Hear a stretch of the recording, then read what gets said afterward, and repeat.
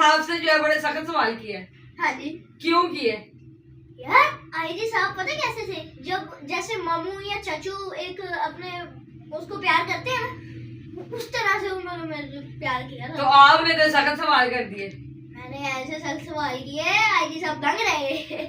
बिल्कुल ठीक। और दूसरी तरफ हमने आपको देखा, आप लड़कियों से बात कर रहे थे तो बड़े प्यार प्यार से सवाल कर रहे थे, उसकी क्या वजह? यार बंदे की ना ट्यून बदल जाती है जब लड़कियां सामने आती हैं। लड़कों के साथ तो चलो यारों दोस्तों में लव होता है, लड़कियों के साथ मतलब नरमी से पेश है, नहीं तो क्या होता है? नहीं तो ठाए ठाए मार दिया। इतनी छोटी उम्र में आपको ये पता चल जाता है लड़की और लड़के में क्या फर्क होता है? ऑब्वियस भाई, सबको पता लग जाता है। मुझे बताओ, जब लड़कियों से सवाल करते हो तब तैयार शेर होके जाते हो?